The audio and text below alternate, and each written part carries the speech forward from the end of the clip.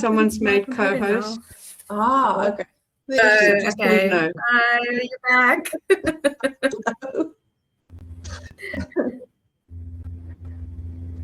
You're quiet, Lee. What's up?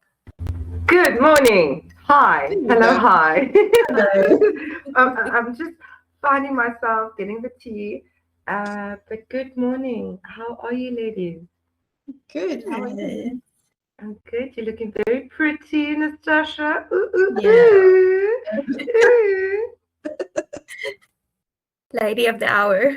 Lady of the hour, most definitely. And I'm so glad you took this chance to really talk about you, because you went on a sneaky live the other day, also Yes. spoke about yourself, naughty, and there we got to know a little bit more about you. So, Yes.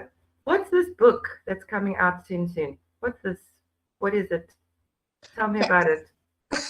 Okay, so the title is Reflectionless, and there's a lot of meaning already hidden in the title itself, because the entire story, I must be very careful of spoilers, but the entire, Little 1 or 2 spoilers, please. Make me Okay. cry today. I'm here yes, for I it. think the most exciting, well, the hidden part that I haven't blurbed about on socials yet is that Sandra is my main character, and she has a very cruel mirror. And the mirror repeats the voices from her past to her every single day. And the entire story is about unlearning those voices and reflecting less on the past and looking to the future. So that's kind of the entire I just want to jump to the end now. I want to know what happens. You have to read it. I know. It's like, no, but wait. You made me nibble a little bit of the cookie. So, no, definitely. So, you are getting this printed, correct? It's not going to just be ebooks. No, I'm definitely getting it printed. Yeah, that is part of the plan. I have to see that cover. I mean, come on. Yeah. Even I love my cover. I have to see that in print. Yes. Yes. And fun fact, it's me on the cover. So I did a self-portrait session a few years ago. I dabbled a bit into photography as well. And I actually did that, I think, for a CV or something. I played a little with the camera. Yeah, well, that one obviously didn't go on the CV, but No, it's fine. But I want to know what genre music. No, not CD, CV. Oh, CV. CD. I thought you said Jobs. CD. No. I've been on a CD though. Fun fact. Okay, now you have to share. Oh, it's like I knew. It's like I knew. I heard right. Right. You tapped into that. So back in grade 7, I was actually part of a group called SAIAA and the Radikids. And it's a Christian singing group that basically traveled to South Africa and just did singing, and yeah. Basically, and we actually recorded a CD called House Praise for Kids. Yeah, so it was kind of like a pop version of all the popular children Christian songs. And I actually am very proud to say I actually have a solo on one of the songs. No. Where's the CD? We need to listen and hear this, and I'll see if I can find it and then I'll share it. Please. This is amazing. Look at you. Pop star. So yeah, that's a little bit about that. But yeah, like I said, the cover is very special. And I think it shows what the story is about also. The moment that you look at the real you and not at the reflection that you receive from wherever it is, whether it's outside people or whether it's social media or yourself, frankly, yeah, you can be a much happier version of yourself if you look at you and not what others say. so true though. Deep, eh? Yeah. So what inspired you to write this one specifically? This one, okay. This one, I'm actually busy writing a whole healing arch, touching on different aspects of your personality and how to heal each separate piece. And this one, I wanted to present healing in a different way, because when you are in the place that I was, you don't want someone to tell you how to heal. You want to kind of be inspired to heal, so that it doesn't ask that much of you, because healing is painful. And that's what inspired me to write it into a novel. The idea is that you see yourself in this woman and see, but wow, okay, there is actually a possibility to heal and to do better and to feel better at the end of the day. Yeah, that was going to be my next question. Because you wrote your debut, Wings Made of Scars, which was more of a non-fiction book. What made you decide to then do Reflectionless as a fiction? So that's basically, like I said, I wanted it to be less in your face healing and more an inspiration, something people can relate to, something you can sit with, something you can say, but wow, okay, I really feel this. Maybe this is an area in my life that needs attention as well. Yeah, because I think sometimes when it comes to a lot of these healing books or meditation journals or whatever it could be, it's very in your face. This is the way, no other way. Where everyone heals differently at your own pace, at your own time. Sometimes you have to go back several times to the same thing, and you're like, I thought I was done with this. And what I can relate to a lot to your book, Reflectionless. It takes you there. It makes you sit with it and makes you go, hey, we're not done with this yet. Yes. Let's go through this. And the fun part is, one of my OC readers actually let me know, listen, my review is going to be late because I need to sit with this. Oh. Fun. Oh my goodness. I love it when a story can do that. Someone specifically in this chat wrote a short story that made me sit with it, and I had to go back a few times. So I love when that happens, because that is what writing is about. That is what writing is about. And as an author, to have, or a writer, creative, to have that effect on a complete stranger, doesn't your tail wag just a little bit? Definitely. It makes me very excited. I'll rather have the honest review than you rushing to meet some kind of date. And I think that also it makes my whole journey different, because even with the street team, you have to have the right people, because it asks something. It requires you to not just read a book to read a book. You will feel it. And if you don't, then you're probably not the right audience for it in any way. There we go. Actually, I loved it because I saw on your Goodreads author profile, you have a quote at the bottom saying that you don't want to be somebody's tissue. You want to be the reason somebody cries or needs a tissue. Yes. And I thought that was actually so brilliant. In a nutshell, I think even in my friendships and everything, that's what I will show you the parts that you don't want to see.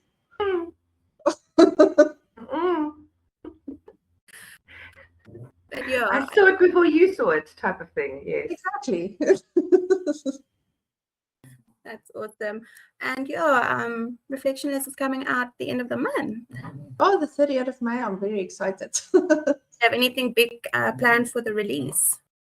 Not yet. I'm kind of planning. I actually saw a very beautiful hotel close to us, so I might, depending on a few things, but I might actually try to just like arrange a small coffee date. And even if it's just my family that's there, it will be good enough just to celebrate it, because this was the most difficult book to write.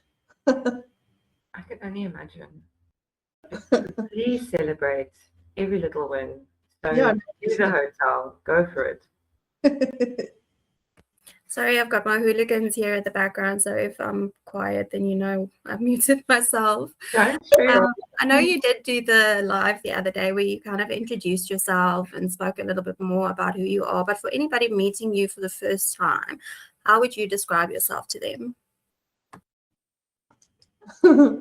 I'm very honest. Yeah, I'm not good at sugarcoating things. I would rather stay entirely quiet if I know that you're going to take it the wrong way than just get in your face. But Yeah, I'm very quiet. I can be very funny. I love quoting movie lines at completely random times. And yeah, I think I'm a good listener. I You like are. just listening. I like analyzing people and seeing what makes you tick. So yeah, I'm one of those friends that you kind of love having in the background. Don't necessarily show up to your party, but I'll always be there if you need me. And as a writer, I'm direct. As a writer, I don't have to worry if I offend you, because if you choose to buy the book, kind of that's on you. Um, there's a fair warning that I say. My writing is direct because I don't need fluff. I, in fact, despise fluff, because fluff didn't push me to heal. It made me hide. It gave me a hiding place instead of a listen, you need to change. Listen, this needs to get better. So I need stuff to be told directly. And I'm writing for people that like me, that doesn't need the fluff, that frankly don't have the time for fluff. I mean, if you have a busy life, you don't have time to read a book where 20 pages is just world building, especially this kind of story. You want to feel it. You want to physically be in the moment. And I mean, our everyday is kind of not fluff. I don't know about you, but I don't have a fluffy life. So I write in that style. I write very realistically. Yeah, sometimes maybe too realistically, but it gets the message across. I think that people are scared to go there sometimes to get that real, Yeah, and you've taken it there. yeah, I do. I mean, I had to take a break. I had to take 7 days off in the middle of the book, because when the hard part was over and the change needed to happen, I needed a moment to just breathe, because I write very real. I write how I felt, because a lot of my story is written into this story. So it was a processing for me as well. So I had to take a whole week off and not even look at it because it was a rough. Sure. And I think, how do you feel now after having written the book? And obviously, you have the book out with ARC readers and you're getting that feedback. How has the experience been for you? Lightening to actually see that I acquired my goal. I mean, I aimed to leave people a little uncomfortable, to have them feel, okay, I need a moment with them. And to hear that I'm actually succeeding in that, it's kind of, yeah, it's fun. Because I've always been the quiet one and always been the one that doesn't speak up and just takes everything. Whatever you throw at me, I just catch it. And to have this book was a way to get out of that, to say, but no, this is how it felt. It was not fun. It hurt. I believed it for a very long time. And to hear that people experience it that way and see themselves in that both makes me sad, because I'm so sorry that you had to go through that. But it makes me excited to see that it's doing what I wanted to do. You're forming those connections, and there's definitely some sort of pattern that people can relate to and be like, damn, I thought I was the only one. Yeah. No, you're not the only one. So, wow, this hit. I'm glad I prepared for this really last night. I knew, especially with the genre that you write in, it's not easy. Not everyone can go into this and get deep and get all personal. Take 7 days away to allow themselves to recuperate and be like, okay, I did this now. Many a times people just go. Like you said, that's everyday life. When do you find those 5-minute moments? Exactly. And yeah, so I took the moment to sit, because I knew I'm going to be with this type of author. And thank you for that. You really affected me before, in the best kind of way, before the interview even, because that's what it is about, isn't it? You want people to feel. Yes, exactly, because it's so easy not to. It's so easy to hide from it. And it's so easy. In fact, if you are in any space, it's easy to say, yeah, get out of your comfort zone, get out of your comfort zone. But what about the emotional side? I mean, how are you supposed to heal? And I mean, if I can go back for a moment to Wings Made of Scars, that's exactly that. I tell you what I did. I say, listen, this is what happened to me. And this is how I started doing it. This is how I unpack it. This is how I tackle a moment like this. And then what to do afterwards. I mean, I believe you can't move forward before going back.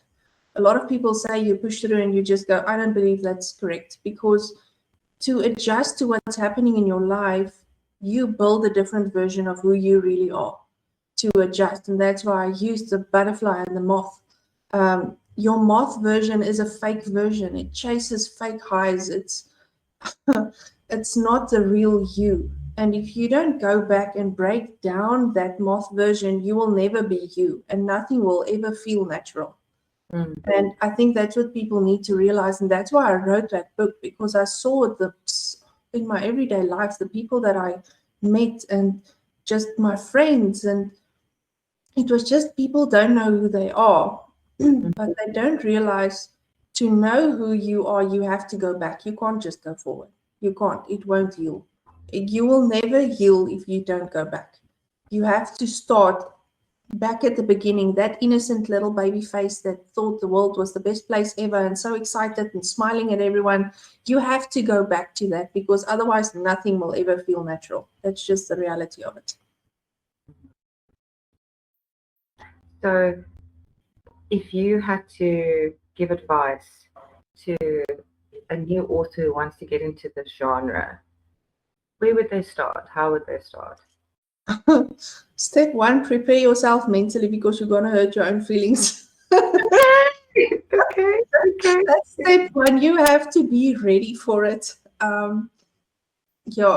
Because I believe to truly portray the feeling, both to heal yourself and to heal your reader, it has to be very, very raw. You cannot, I cannot add fluff on top of that. And that's why my books are short. I don't add fluff, because it won't help you. And as the writer yourself, you will lose yourself in the story if you don't write honestly. This type of genre needs honesty. People buy this genre for the honesty. And if you hide that and minimize it, it's going to miss the mark completely. So you have to be honest. You have to be willing to be honest. Be in a place that you can be, because you will hurt your feelings. I had to put the laptop down and like, ouch. Okay, take a moment. That was not fun. But it is true. So yeah, that's my advice. Prepare yourself.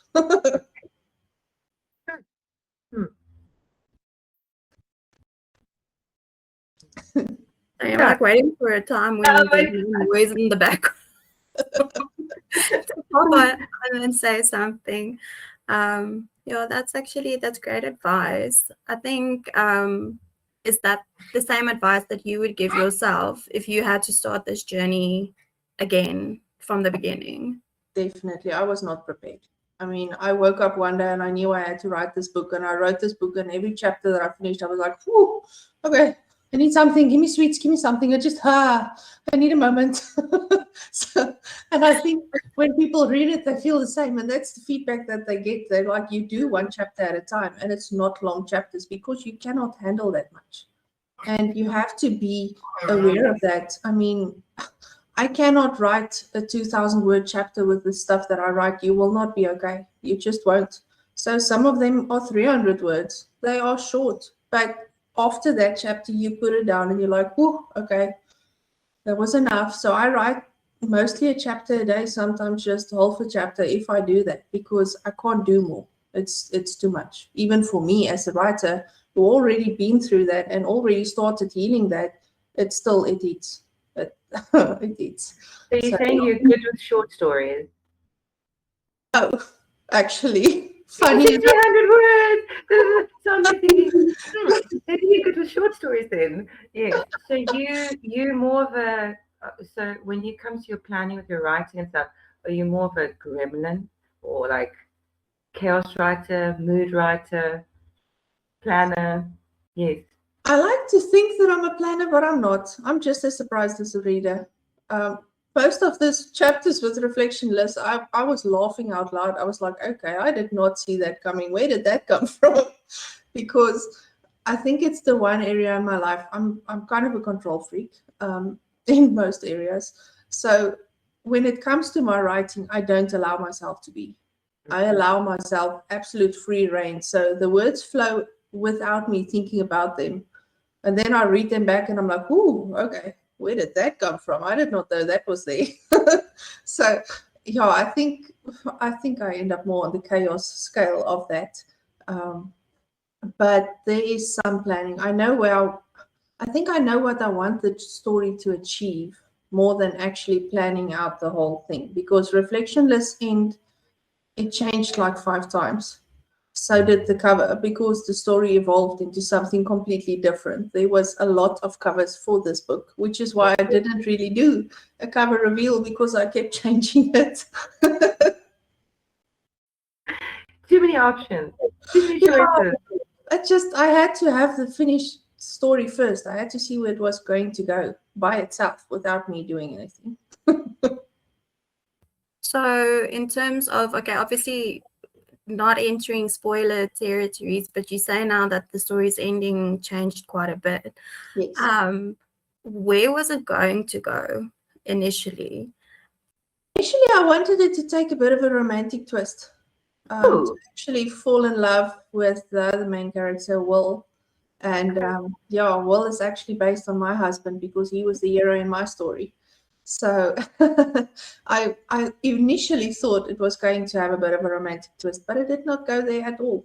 Like, not even close. So that was a surprise. So is Sandra the hero in her own story? Yeah. It's a very realistic healing arch. Yeah, and that's even with my beta readers, that's the feedback that I got, that it was a realistic thing. It's not this glamorous, romanticized journey that, oh, now suddenly I'm someone else. It's not that. She still questions herself. She still doubts. She still gets moments when she catches her reflection in the mirror and she's like, I don't want to go back there. So it's very realistic. Now keep telling me more. Yes, you're telling me so much. I'm like, it's making me excited to pick up the book. So, nice. So okay, you've got your second book coming out at the end of the month. What have you got planned next? Or are you just like basking in the ambience of this book for now and you haven't thought ahead? No, I actually discovered that indie authors has a superpower. So the key in waiting for your release date, because I'm kind of an impatient person, is to have another work in progress. So you're kind of distracted while you wait, and that's a superpower. That's why it's 10 on the shelf, so that while you wait, you can actually go on. So yeah, that's kind of fun. And I was kind of pondering whether I should say something about the next book, but I was so excited that I decided I'm going to give you something. Oh, okay. I'm going to give you a title. Ooh. The title is Kinkernality. Kinkernality. That's a whole new word. Right. So you've heard about personality. You dabbled a bit into nationality, and you even thought about rationality, but now you're going to learn about kinkernality. So the entire book, it's also a nonfiction. And what I do is I combine a little bit about BDSM roles, you know, like the dominants and the submissives and those. I bring them back to your actual personality, because there are people that have the natural roles in them and they fight it because they don't understand it, because you think it's a weakness, you think it's a bad thing, and actually it's not. It can totally affect how you carry yourself in everyday life, how you go to work, how you show up as a parent, how you show up in your marriage or a relationship, and even in your friendships. It has hidden superpowers, strengths, and weaknesses that you need to be aware of, and I'm actually writing that down. Okay, I like that. That's an interesting, like 180, like. Right? But I wanted to ask, like, what is something about you that people wouldn't expect? This is something like what? Reflectionless to yay. No. But I love the fun thing about this really cool. is everyday people can read this, because I'm not doing it sexually. I'm doing it honestly on the personality side, but I discovered something fun. So, Wings Made of Scars happened, and I planned it on being one book and done. I didn't plan on becoming an author. I wanted to put a book out there and kind of disappear, you know. But then Reflectionless happened, and the funny thing, and one of my org readers actually picked up on that. Sandra needs Wings Made of Scars. Okay. So that's kind of a fun twist that happened without me planning it. I burst out laughing out loud because I thought, how do I get Sandra to heal? And I was like, but she needs my first book. I was like, but I can't write that into the book. I know, you know, how's that for self-promotion? So that was fun. So Wings Made of Scars and Reflectionless kind of go hand in hand. And then Kinkanality is happening. And the next book, although I said I don't want to dabble into fiction again, I have this book that I just need to write. And that will kind of accidentally link with Kinkanality as well. Yes. So like, it seems like my books will be like a non-fiction and a fiction pairing going forward. Ash, are you telling us you're writing a dark romance next? Yes, I am. Seriously, I was just joking. Look what has happened now in this whole interview. First, it was we found out she was actually a little pop star and everything. Oh. Now this, it's like we're reading into things. We're finding out things with. Yeah, I'm loving this. This is amazing. So yeah, the next fiction is actually going to be kind of a Phantom of the Opera style. Ooh. But she's the obsessed one. Ooh. Twisting it a little. Nice. So yeah, that's fun. That's new for me. Yeah, with your new book that you say that you're busy with, the Kinkanology, that's giving very Lilith, the dark feminine energy. Everyone has feminine and masculine energy, and it's just about getting in touch with that. Exactly. So it's giving very much Lilith. I love it. Yes. Ooh. Wow. Going from healing to going from healing and being one with that self to yay. It's no mama. I do think that Kinkanality also is part of that healing arch, because you have to understand yourself. I mean, you can't keep fighting yourself. You just can't. It's very exhausting. I've been doing it my whole life and it's exhausting. And to now be in a space where I'm just not doing that or learning to not do that, it's fun. It's so natural to just burst out laughing or to be at a racing and just jump up and down and almost hit your head on the roof because you're jumping so high because you're so excited. That's why I say you have to go back, find you, because you can't be you if you don't know you. And I always say in relationships, how can I tell you how to love me if I don't know me? Like, how do I introduce myself to you if I don't know me? So one of the chapter titles in Wings Made of Scars is actually, hi me, nice to meet you. Because that's what we have to do. We have to go there. And a lot of people avoid that. So yeah, it's kind of part of the healing arch, but more dark.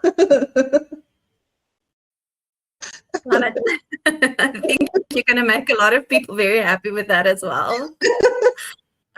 So while we're on the note of genres, because obviously you tend to be a little bit more nonfiction, and then now with the women's fiction, I think you have a lot of overarching themes of healing and self-reflection and self-discovery and things like that. What is a genre that you like to read in general, and what are you currently reading? Okay, so generally I like to read dark romance because it's more realistic to me.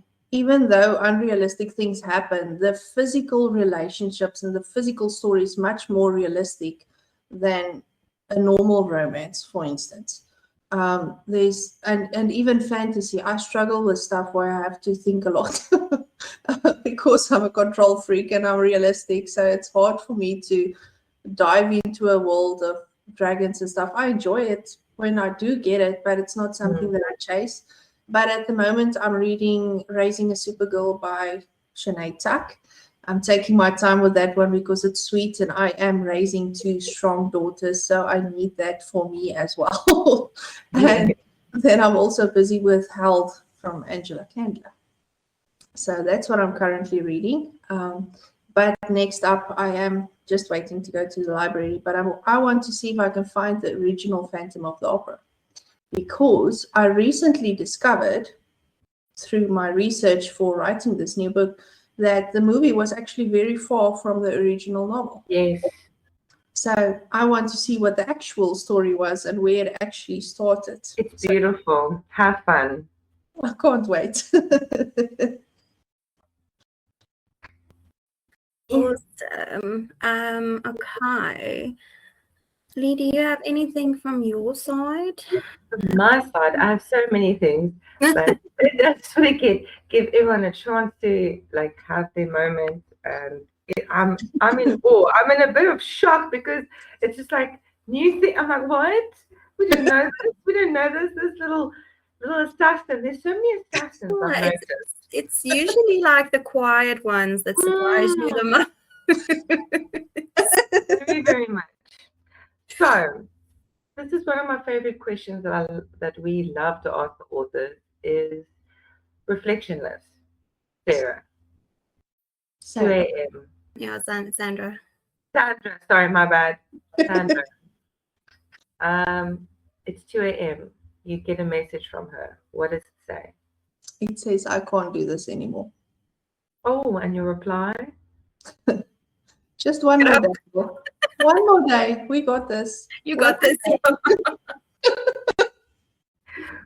So no hug. I'll be at the door. Let's make pancakes. No. Come. Some things you need to do on your own. Okay. And yeah, I kind of want to add on top of that a little, because Wings Made of Scars, I am a Christian, but Wings Made of Scars is not a Christian book at all. I don't even mention that because a lot of my pain came from Christians. And the thing is that when you are hurt by something, that won't help you to heal. And I believe that God cannot heal the parts of you haven't discovered, because he gave us free will. So if you don't offer that to be healed, he can't do it. You can pray and you can do your thing, but it can't heal. So that's why I say that some things you need to do on your own. And my healing journey is something that I need to do on my own, without people, without religion, without rules, and sometimes even without any interaction with books or movies or anything, because you have to sit with that. You have to untangle it. You have to view it and allow the feelings that you suppress to actually come to the surface to be able to heal that. So that's why I would not say to her, okay, let's do this or let's distract from it, because rather sit with it and deal with it and then get over it. And the same with my kids as well. When they are hurt, before I try to force them to get over it, or even if they're upset, cry first, feel first. Okay, now let's talk about it. What happened? Yeah. Because in that moment, your brain kind of switches off. And if we try, especially if, toddlers, man, like they get hurt a lot and they do the weirdest stuff and suddenly crying. And Claire is a strong lady. She's like, whew, no. So she will just cry for 10 minutes straight. Sure. And I need her to do that because she physically cannot speak before that is done. So I sat and I kind of, shoulder on the ear because, ouch, it hurts. But yeah. Let her calm down first and then go from there. Even my middle child, Marley, she's also a very strong and very specific lady. There's a way that you handle her, but the same. Be upset first, feel, and now we can look at it. Because once anything is outside, we can look at it from a different perspective. So get the emotion out, and then we can look at it and analyze it and then deal with it. So, yeah, I won't be the friend that tell you, listen, let's go do something fun or whatever. I'll tell you, yes, let's go have coffee, talk about it, but I'm not going to tell you what to do. Yeah. I will only listen because you need to do some things alone. That's true. That's very, very true. So you were talking about with your kids and each one, you let them do their thing. So each one is so different and so is people. With your own personal experience, and you say you don't sugarcoat things, people have to go through it. So let's use Claire, for example, and so forth. How did you, as a mom, as someone who's also healing, have to deal now with these little humans with their own emotions, plus you going through emotions? How did you deal with that? Like, because that's a lot, being a mom and still healing. It is, and we're homeschooling as well, so Yeah, Alice, everything. 24/7. I wake up very early. Now less so because I'm in a better space, but I found that waking up before everyone else and dealing with my stuff before everyone else, whether that involved reading, whether that involved playing games on my phone, whether that involved social media or whatever it was, sometimes even just sitting looking out the window and thinking about stuff or journaling or writing stuff down, I find that if I can balance myself before everyone else wakes up, then I deal with it better because I come from a better angle. If I wake up with them, it's absolute chaos because then we rub off on each other and it's like fire and petrol and gas and then it's a very vicious and bad. Garage is not garaging. There's no maintenance. There's no mechanic. Then everyone up in the air. And because of the way we do things, if I feel a certain way, everyone feels that way. So it's kind of overwhelming some days because if I crash, the entire house crashes. And then it's a lot. And that's part of why we moved to the beach, because then I can plant my feet in the sand, sit there and just like almost yell at the ocean, even if it's a silent yell, to just, please just calm down. This is getting too much now. Please just calm down. So yeah, I have to wake up early, especially if there's a lot going on. Then I have to wake up before everyone to just take a moment and breathe and do, especially with the writing as well. I write when everyone sleeps because I cannot write the things that I write and have a toddler interrupt me because what I'm busy with might immediately carry over to her. So I write when the kids sleep. Otherwise, it's chaos. That is also so considerate as being a mom because you obviously you want to protect them and also your own sanity, because when you get into writing or you get into that creative space, having a mama, No, no, I can't. I just can't do it. mama, what? It's ego. Exactly that. So, yeah, I just don't do it. I learned that discipline quickly because it doesn't work. And the writing is speeding up my healing. And why I'm saying that is one of the things I struggle most with as being a mom is how loud my kids are. Bro, volume. I wasn't allowed to be. I grew up, you are quiet, you are seen and not heard. You are, you do not take up space. There's a lot of reasons for that, but I grew up that way. So for me, I can appear behind you and you would not know I come, and you will get a half heart attack when I speak to you because I just move that silently out of habit. And even if I close a door or whatever, I can disappear without anyone knowing. I can be outside and no one will even know. So having them run around and yell and be happy and slamming doors, and I'm just like so triggered by that. And I did find, since I started writing, I see it from a different angle. I see how amazing is it that they feel safe enough to do so. Yeah.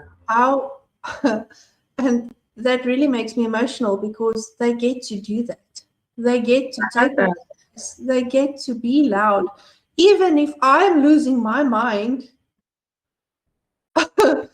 they get to not, they don't have to suppress who they are. They don't have to, they can be loud and slam a door and break a glass without crying because it was an accident. I can replace a glass. I'm not that bothered, even though it's triggering and I need a moment afterwards. I mean, if Claire has a meltdown, I need 10 minutes after she calmed down to just take a moment and calm myself down as well, because it's triggering. I understand that, and I feel their emotions very deeply because I can see it. And I think that's the same with all people, and that's why I say I can sit and listen to you because I can see who you are just by looking at you. And I enjoy SAIAA a lot about that, is because I can see these people. I'm like, you're hiding that. Okay, let's see if it comes out. Let's give you your moment. And it's the same with my kids. And sometimes when they look at me with that face, that feel sorry for me face, I have to bite my tongue because I want to burst out laughing because I see the message behind the message. So do you think with your kids and all of this, by helping them regulate their emotions, on top of that, you have to regulate your emotions in a different way? That has, of course, helped you with your writing and going more deeper with your own research. And when you have that moment of, okay, I have quiet time now, almost dwat, ek kan nou werk type of vibe. Yes. I think that's probably when you can sit and really take in everything that happened the day before or that is going to come and be like, okay, I'm going to write about this now because of X, Y, and Z. This helped me. Wow. I like it. I'm getting you. Thank you. Yeah. And I think with the journal that I wrote, which is called Fluttering Within, which kind of goes along with Wings Made of Scars, but kind of goes in itself. With my recent breakdown, I actually used my own journal. And that was new for me. But I saw how needed it was. Because every day I could find the page that I needed for that day. And it helped me process so much faster because, it's not dated. There's no specific way that you need to do it. You literally turn to the page that you need today. The prompt that asks the question that you want to answer, you stop there and you write it down, or you scribble, or you draw, or whatever you want to do, because that's what we need. All we all want to do is we just want to feel safe. And even though my books make you uncomfortable, they will eventually make you feel safe, because facing them and facing your insecurities and even your demons, if you want to call it that, that helps you move forward. And that's what I need to do, and which is why the journal exists, and which is why all these spaces exist, and why sometimes I go onto TikTok and just outright call you on something, because you need to hear it. We need to hear it. And if everybody sugarcoats, nothing is going to change. And that's just the thing. You can't want to inspire change and not want to say something. You have to be brave enough to do that, because not only will you help someone else, you will help yourself. You develop your voice. So with the kids, that definitely, I need that moment where I just sit and I'm like, oh, okay, that was a rough one. What actually happened? How can I avoid this happening again? Because that's also what I try to do. I look for triggers, both in myself and in my kids. So I know what triggers them, and that helps me to avoid it from happening again, or at least slow down the process of it happening again, so that when it happens, they understand what's happening, why it's happening. And especially with my bigger kids, I mean, Timmy is 15 now and Marley is 11, turning 12 soon. So I need them to understand this, because as soon as you understand an emotion, you can kind of control it. You can see why it's there. You can see where it's coming from, and you can address the underlying problem instead of just muting an emotion. Wow. Well, you're a psychologist, so you're going to go into psychology soon. Like you're... No, really, wow. You've made me look at perspective. I love when this happens, when a person can twist my thoughts. That's what I do. And that's why I say I want to be the reason you need the tissue, not be the tissue. Because I cannot, if there's one thing that irritates me is if I need to process someone else's emotion. And I didn't realize what a big problem that was until my mom died and everyone was, oh, but it's so much better for her. And oh, I'm so sorry for your loss. And I'm like, you have no idea what you're talking about. You have no idea what I'm feeling. And you're like, oh, I'm going to miss her so much. So miss her. Don't tell me that. It's not going to help me. I already miss her. I don't have to know that you miss her. Miss her. What do you want me to do about that? That's your problem. I got enough of mine. Take yours. I'm not your. One of my Rather tell me something. Rather tell me a story about the person or something like that. Yeah, Like, sure, oh, I maybe. missed it because of this, and oh, onthou jy die, or that kind of thing. But not like, oh, what was me? Because now the focus shifts to you. Now I'm supposed to console you. I don't want to console you. I'm sad. I don't want to console myself and my family. I don't want to carry your weight as well. I'm not a courier. I'm not going to pick up your packages. Take yours. This is mine. Thank you. Oh, I love that. Oh, my word. So Natasha, tell me this, because you mentioned earlier that you never set out to be an author. Is storytelling something that's always been close to your heart, something that you've been passionate about, or something that you've kind of stumbled into a little bit later in your life? Reading books helped me process a lot of things as a child. Because I was homeschooled as well, we actually went to the library a lot. So it's very close to my heart because every 2 weeks I was so excited because I can get a new book. I can do this and I can I can learn about stuff without having to ask someone. So I wasn't an inconvenience when I was reading a book because I was out of the way, I was quiet, and I was processing and getting my answers. Win-win. Exactly. But I do think I actually thought about that when I read through the questions last night. My grandpa is a brilliant storyteller. Like if he tells a story, you feel like you're actually there. You see the things happening, you see the people stumbling and the things that they say. So I do think it comes down in the generations. And what I discovered after my mom's death is she actually loved to write too.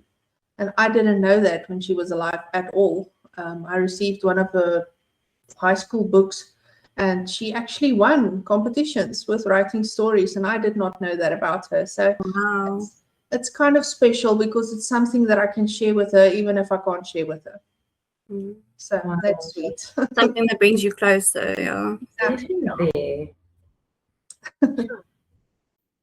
Sure. Look, there's 10 minutes left. Yes. And we have another meeting in a little bit. So let's round off this beautiful interview because I can go and talk to you for another hour. I have so many extra questions and things I want to know. Now you've given away so much stuff. It isn't just reflection list that's coming at the end of the month. There's a dark romance coming. There's so much coming. And I love the fact that you can go from fiction, nonfiction, fiction, nonfiction. That's the type of author you are. And I think in this conversation today, you fully figured that out. Like, yeah, that's me. That's me. I got this. So, I'm going to ask, I don't know. Zara, do you have a question you're dying to ask? Because I know I have one question here that I do want to ask. I don't know. What's been your I made the right decision moment in this journey? Let's end off with that one. I like that. Okay, so with Wings Made of Scars, I also did pre-orders, and I actually had 9 pre-orders, which was kind of amazing. And it was from random people that my mother-in-law actually pointed to me. 9, that was a lot. I was so overwhelmed. And one of the people that bought the book, I thought, they're not going to read this. It's just going to sit on the shelf. And I actually got a message from them saying that, listen, I read this book and I'm going to read it again because I want to sit with this. This can change me. This can help me. And that was the moment that I knew it was the right decision. This is what I'm meant to do. I want to help people to have the resources that I didn't have. I want them to have somewhere to go, somewhere to land, and just something to grab. And yeah, that just told me that I'm on the right path. You definitely are, girl. Definitely. I wanted to ask, are you ever going to do a workshop by SAIAA, like something? Get in touch with yourself. Let's find your kink. Ooh. We can. I'm open for that. So I think I got a lot more comfortable with myself with the healing, and both through SAIAA. I mean, myself out there in a more authentic way is making me comfortable, and that's a good thing, you know, because people buy people. They want to see you. They want to just see the book or just see your coffee. They want to see who you are. Be weird. That's why I pull faces, because I think I have very funny faces that I can pull. So I enjoy those videos a lot. I myself watch them 10 times because it's funny. And it's a lot Laugh at yourself. Yeah. So yeah. Yeah. Thank you. Thank you. This was amazing, Natasha. Thank you so much. Looking forward Thank you for that. to reflection lists and then synchronality and everything that comes after that one. Do you have a plan for the next release, or is it just like very, very early still? Very early. The book is half written. So we are progressing nicely. That's why I'm saying superpower of an India. Hey, why That don't is such a superpower. So I'm stealing that one. it might be somewhere July, August, maybe. Oh my Maybe goodness. Women's Day. Maybe Women's Day? I don't know. Maybe. Okay, Nice the 9th of August. Okay, I'm down. But Natasha, this was really awesome. It was nice to get to know you this way, get to know a bit more about your stories, and yeah. Thank you for having me. sharing. This was fun. Thank you. It was fun. Thank you. Thank you. Bye. Okay, bye. Mm.